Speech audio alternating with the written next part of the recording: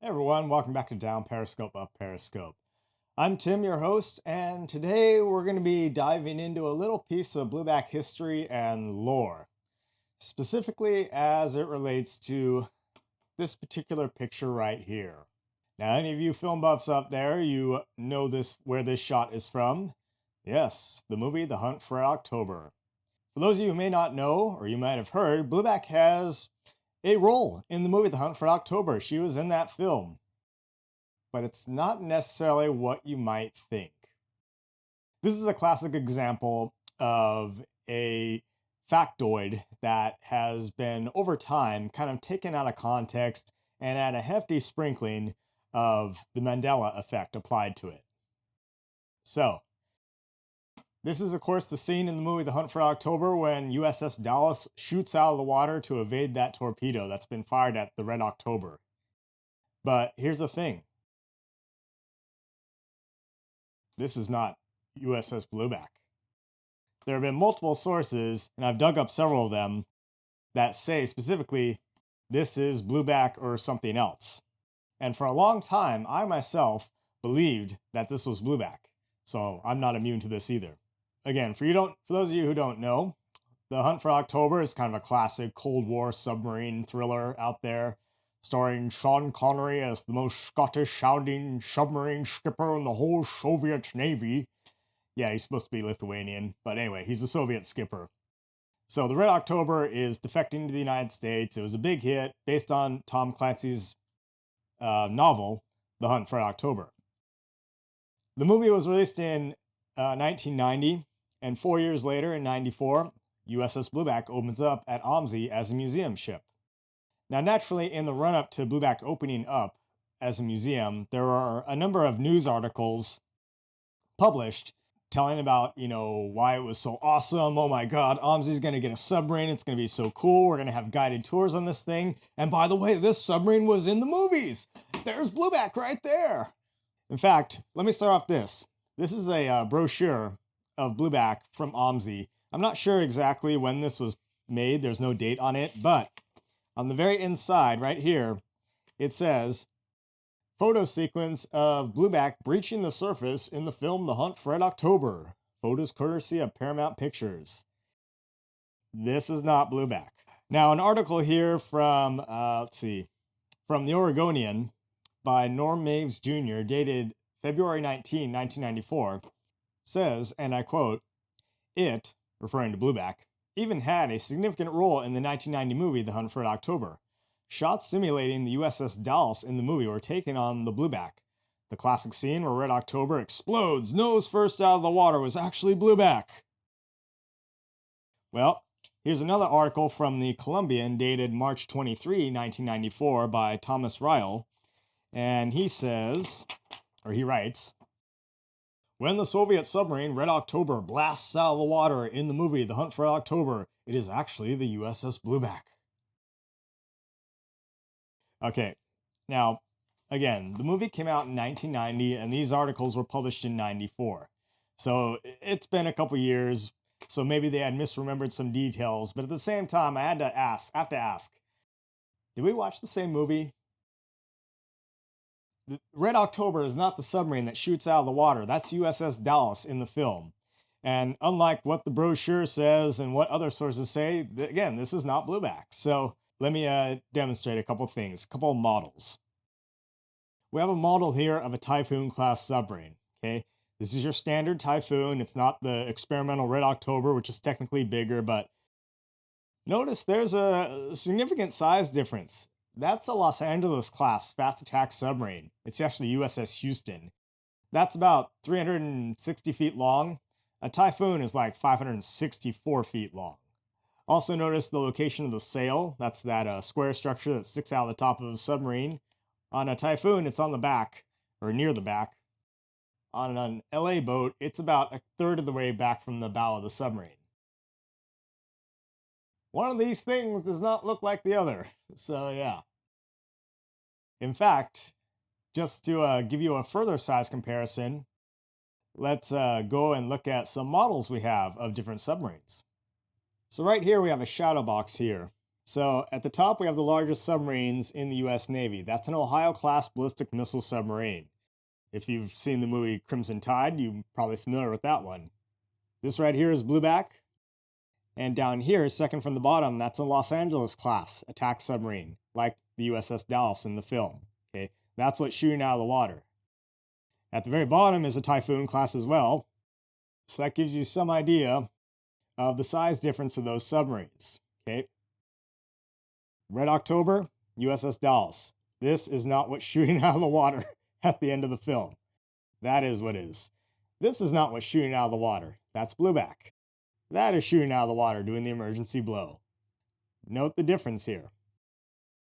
Now, to the average person, a submarine just looks like any nondescript big black steel tube, right? They all look the same. So if you didn't know, if you didn't have a keen eye and you didn't know what you were looking for, you could easily mistake like, yeah, oh, this is shooting out of the water. Oh, it must be Blueback right there, right? So it's easy, yeah, that's perhaps understandable. People say like, oh my gosh, Blueback was in Hunt for October. She was the one that shot out of the water in the film.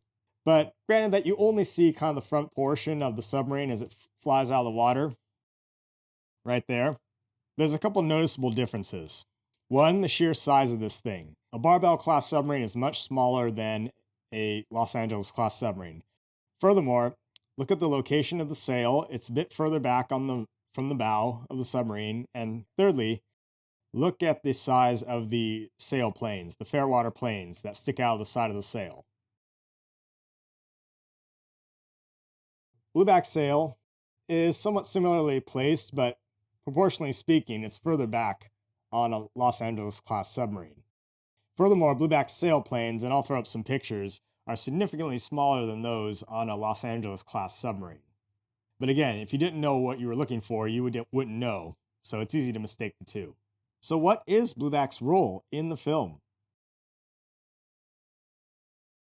It's right here. That is a 4-second shot of Blueback sailors. They were paid about $50 each, dressed in Soviet uniforms and had their heads shaved. And there were shots in our torpedo room. That's where that one is from. Now, if you're watching the film, it's at about the 28-minute mark, or just after that, when Captain Ramius is giving his spiel to his crew. And he specifically mentions, well, we sailed to Havana, where the sun is warm, and so are the comrades. While we sailed to Havana, where the sun is warm, and so is the... When he says Havana, Cuba, there's this shot. And my suggestion is, if you blink, you miss it. That's how fast that shot is. So it is literally just a 4 or 5 second shot in the film, and that was taken in Blueback's torpedo room. So now you know exactly what to look for. Let's go to Blueback's torpedo room and let's pick out some of the features of that shot. And I'll show you exactly where it was filmed. All right, folks, here we are. This is the space where that shot was filmed. Now, before I go into some details, let me reference this passage from the book Submarine Stories, edited by Paul Stillwell, titled The Last of the Bee Girls. Master Chief Machinist Mate Charles E. Wormwood, who was the last chief of the boat of Blueback, recalls filming on Blueback for the Hunt for October. Also, one of our tour guides, Rick Nolt, was on this submarine during that time that they were filming, but I asked Rick about it, and he doesn't really recall much of anything about the filming that took place on the submarine. But Master Chief Wormwood remembers this. He says, quote, "We had some fun when we were recruited into the filming of the Hunt for October. The producers picked the Blueback because we were the only boat with 6 torpedo tubes, so they filmed all the Russian torpedo scenes on our boat. They used our torpedo men, who all got paid a pittance to get their hair cut short and learn Russian songs. The movie people did a couple of days filming them in Russian uniforms while they were topside loading torpedoes on and off the boat. They also took some action shots of people running down the passageway into the torpedo room. I wish they had used more of those scenes in the movie, or director's cut or something. But all the Russian torpedo firing sequences in the movie were actual torpedo men off the Blueback in our torpedo room. The weapons officer on the Houston, which played the nuclear submarine Dallas in the movie, was actually our weapons officer off the Blueback. He goes on to say that my old boat, that is his old boat, the Permit, was the one they filmed in dry dock at the beginning of the movie, so 2 of my boats were in the movie. I'm kind of proud of that. So that's what Master Chief Machinist Mate Charles Woolman has to say about the filming of The Hunt for October on Blueback, and it provides us with some more insight. So let's break that 4-second shot down. This is actually Blueback's torpedo room, but the shot is so close, these guys are standing right about here, that if you didn't know what you were looking at, you wouldn't know it was the torpedo room, because you don't see the torpedoes really, you don't even see the tubes, okay? But if you look, the equipment above my head is the exact same as in that shot. So namely, you can see like these air valves right over my head right here. You can see this manifold right here. This is the water round tube valves. You can see just these loudspeakers right here. Kind of this is where the shot cuts off right here. You can also see these two lights right here, although in the shot they're both white. Okay, and you can kind of see right over here, which is a sound-powered telephone. Among other things, you also see, you see all this equipment back here. These are the torpedo tubes right behind me. Okay, so they're in a 3/3 configuration. So these are the top 3 ones right here. Now let me grab the camera and show you where I'm standing.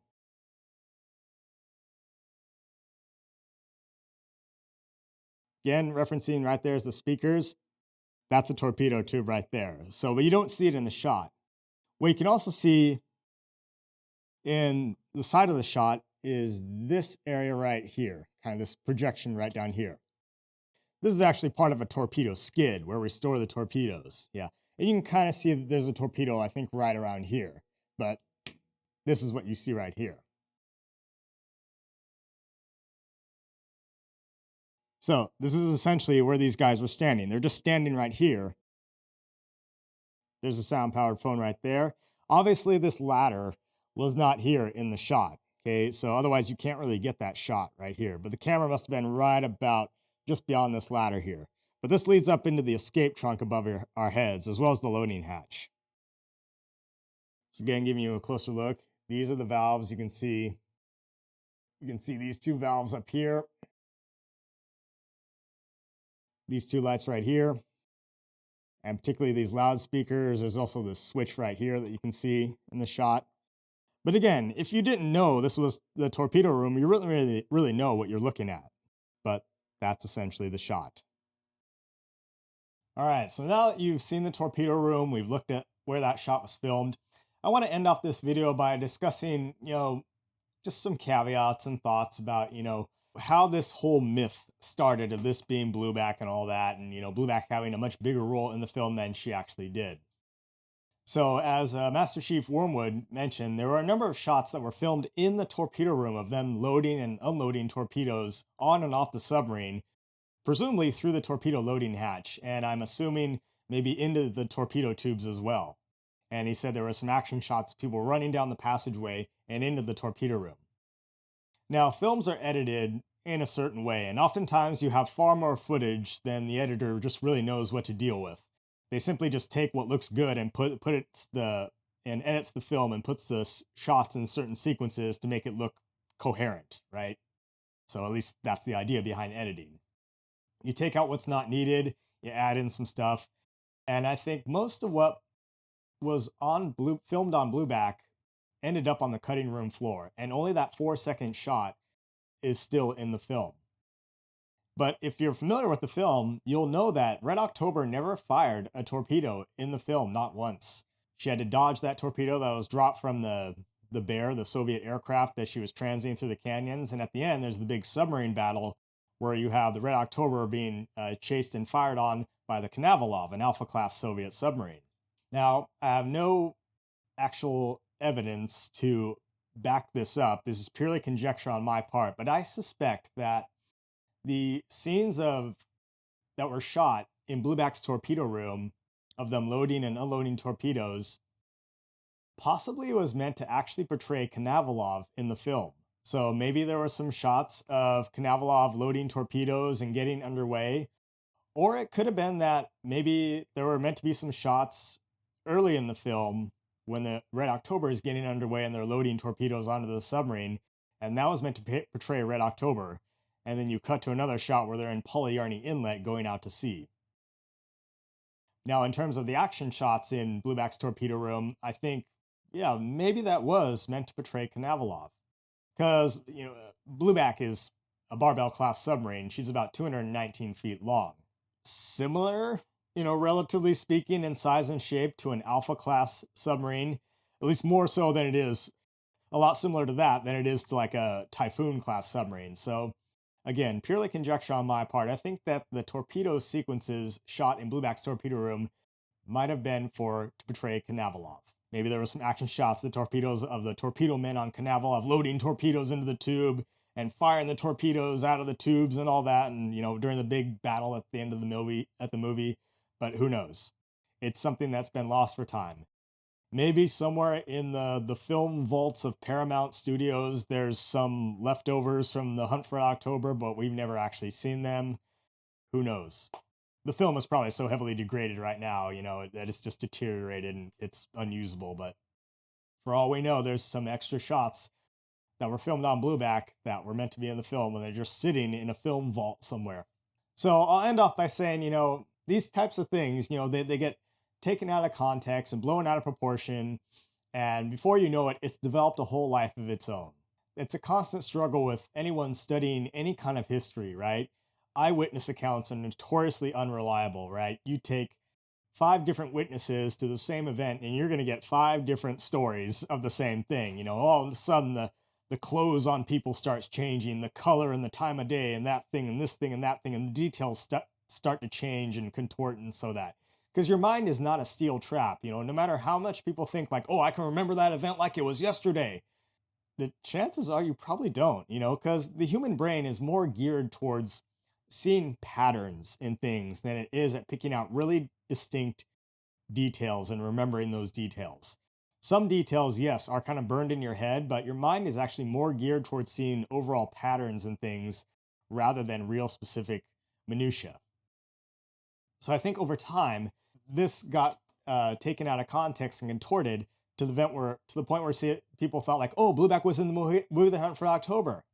And then someone probably said like, oh yeah, I think Blueback was the submarine that shot out of the water in the end.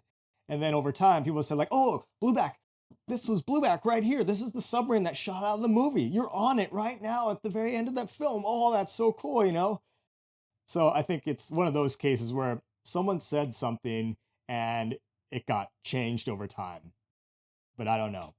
Now, I have met people on my tour, actually, and there have been a number of other tour guides who have met people from USS Houston who were on this very submarine as she did this stunt for the film.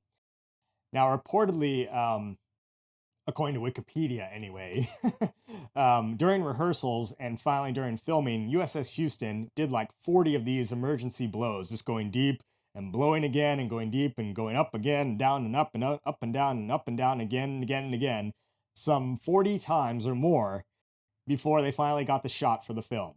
The guy who was on my tour, he was a sonar technician on Houston, said like, oh yeah, we spent all day going down, up and down like 27 times or thereabouts, I think he told me, to finally get that shot that you see in the film. So is he correct in saying they did 27 some emergency blows, or is Wikipedia correct in saying they did over 40, but of course some of those were just for rehearsals? Who knows? Again, the details, the numbers change depending on what source you use, depending on who you talk to. So, and I think over time, this whole thing has become just a piece of funny Blueback lore. So just to reiterate, that is USS Houston portraying USS Dallas in the film, performing the emergency blow at the end. It's not Blueback. Blueback's actual claim to stardom in The Hunt for October is that 4-second shot at the 28-minute mark when Captain Ramius is mentioning Havana, Cuba. But anyway, at least we can say Blueback was in a submarine movie. So I hope I cleared up that story for you, but it doesn't really degrade our enjoyment of the film. We love that film, and we love this submarine. So anyway, take care, folks.